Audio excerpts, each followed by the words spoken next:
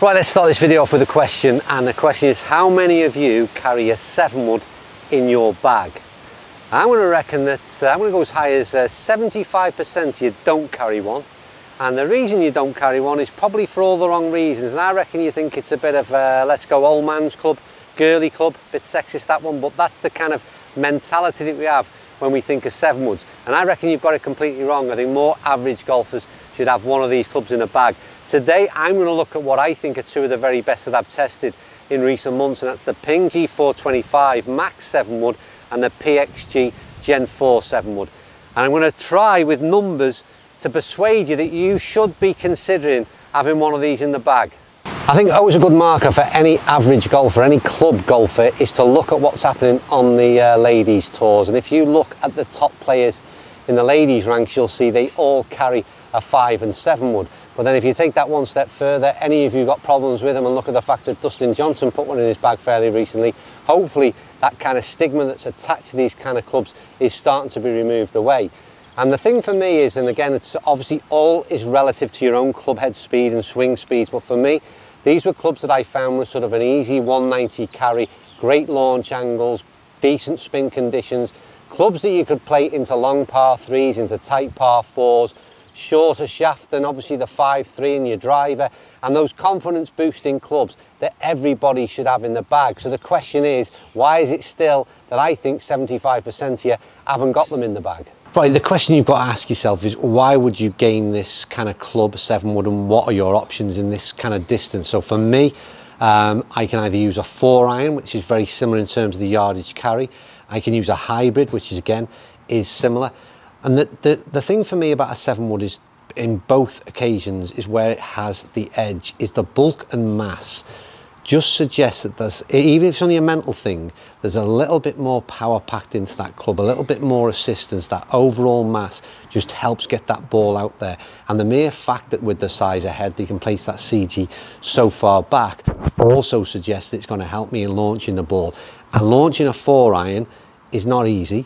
Again, a hybrid does help, there's no doubt, but for me the 7-wood has that extra bit of help and forgiveness that makes it a no-brainer when it comes for me to choose 4-iron, hybrid or 7-wood. Then for me the easy option is to always reach for that 7-wood. Right, so why are these the two clubs that I've put in question in terms of the Ping and the PXG? Well, it's simply because for me there are very few companies that offer a 7-wood in the range, and those who do, I think these are two of the very best that are out there. But there aren't major difference between the both of them. One thing being price, and we'll mention that towards the end, but the other issue is the way these things look. They've both got this kind of matte finish on the top, but this PXG has gone with this sort of new white shape, if you like, on the top of the crown, which is very dividing in terms of opinion. So that's something you've got to change your mindset over. The second thing is the way they sit at the dress. The Ping is very much a sort of flat, shallow head, almost like a sort of squashed wood, if you like. And then the PXG is this much more stubbier looking kind of club, much more chunkier in its profile. And to me, it's a bit of a throwback to the sort of the woods that I would have used 20 years ago in terms of their profile, to be honest with you. Right, so slight change of plan there, interrupted mid-flow, but we decided to come outside because one of the things that's difficult is to test the clubs in terms of their sound and ultimately their feel. Inside gets a little bit echoey, so we've come outside and you're going to watch me play just a couple of shots of each and see what you think of in terms of sound. I'll shut up for a second or two and we'll just play those couple of clips, and first two with the Ping and the second two with the PXG, and hopefully if we've got the audio right, you should notice a bit of a difference.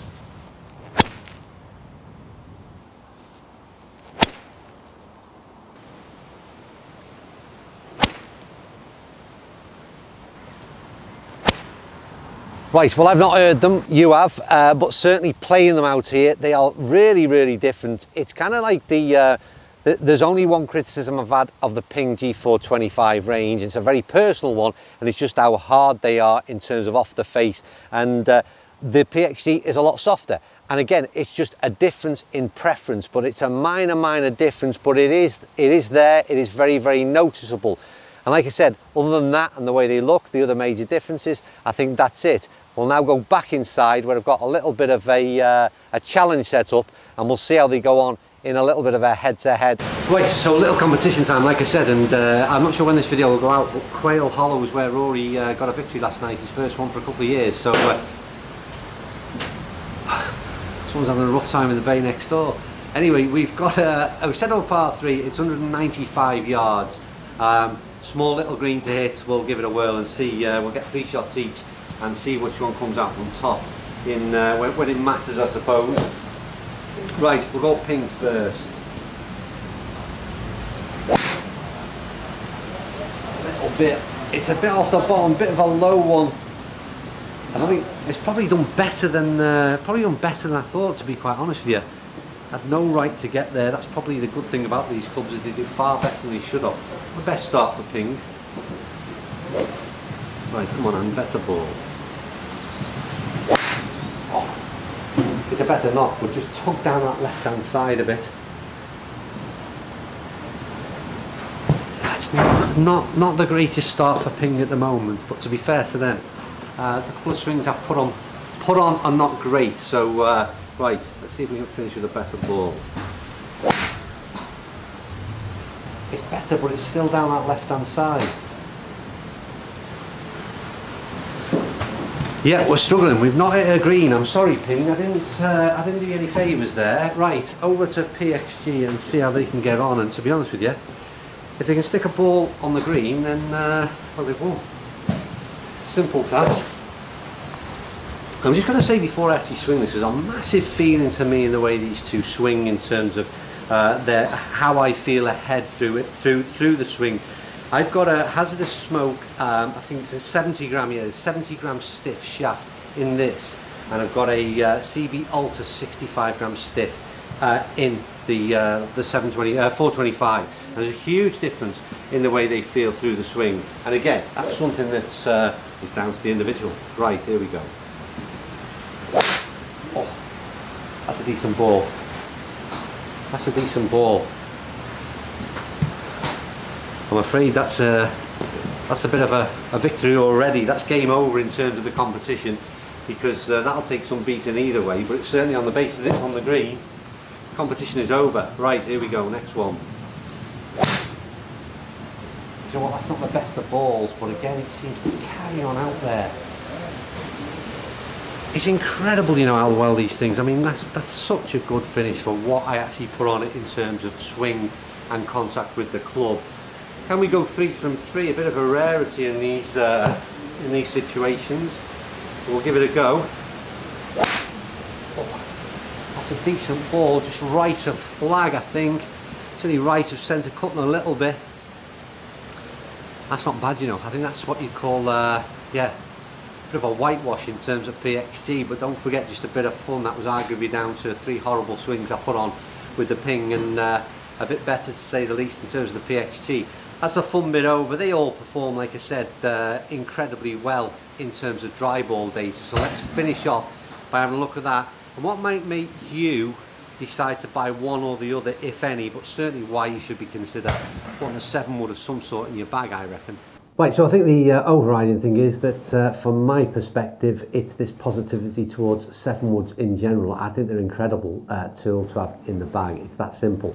The data I'm about to show you is all around sort of my top end swing, so full out. And I think that's again something worth mentioning, because I think there is that ability to take a little bit off these, swing a little bit easier and vary the distance quite a lot. And the other thing that you can change is the loft, don't forget, which I think is also really important when you're looking at gapping that top end of the bag. So whether you're looking to replace a 6 iron, a 5 iron or a 4 iron with a 7 wood, depending on obviously your kind of carry distances, it gives you that ability to do it by changing the loft quite significantly.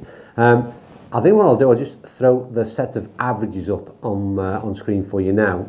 And you've got 88 or thereabouts clubhead speed, 130 ball speed, 4,500 spin give or take, 196 and 194, 15 and 14 launch, 98, 95 peak height, a descent angle of 44.8 as opposed to 44.7. I think the easiest thing to say, like I said, is that they just have got the only difference between those two sets of numbers and WLC variables is, again, my swing. In terms of performance, they were almost identical in every way. So it goes back to what I said earlier. Let's put the dispersion chart up again. Blue being that a PXG, red of the ping. If you argued the toss, maybe the PXG is a slightly better grouping. I would argue that maybe I just put some better swings on with that club than I did at the ping, because they're the variables in reality that you're going to do out there on the course as an average golfer. So the way for me to summarise this is, your choice of this is about, A, budget's massive because of the pricing difference is still, this is PXG's premium line, and although it's been reduced significantly, the 7 wood is still £445, so it still carries a real heavy price tag for a 7 wood. And you compare that to the ping, and it's £269. So that's a huge difference, and based on the performance factors alone, then there's no reason why you would justify the PXG over the ping. The only differences are, and the differences are these things I spoke about earlier on a personal level and highlighted through the video, was A, the way you think they look aesthetically. And when I say aesthetically, I'm not on about, maybe aesthetically is the wrong word, because I'm talking about the way they sit at a dress, because they're very different in the sort of the profile of the club. They're hugely different. And then the second thing is, which again is hugely different, is the sound. My only criticism throughout all the ping range has been the sound of the G425s, and it's a lot softer in the PXG. But they're the differences, and whether you might determine that completely the other way around for you in terms of what you prefer in terms of looks and feel. So it is, like I said, down to personal preferences. What the only overriding thing I'll say is, going back to the very beginning, whichever one you choose, and there's a few other options out there aren't many, like I said, who are offering 7 woods, is really consider putting one in the bag, because for me, like I said, those numbers are around my optimum number with a 4-iron, and that's when I really get one out the middle. When you see the numbers at the end in terms of the dry ball data, those numbers have virtually go around every time, and that's the interesting point for me. We highlighted it with the 5 woods in a previous video that's about to come out earlier this week, I think it did actually, whereby whatever you're putting some club on ball, the performance seems incredibly consistent across that club face, and it's the same with these 7 woods. If I did that with a 4-iron, I reckon it'd be a completely different story. Anyway, that's it. No need to waffle on anymore. As ever, thanks for watching. Always comment down below, and also if you can hit that like button, it's a massive help in terms of boosting the whatever algorithm that YouTube asks us to comply to. Anyway, I will see you all very soon.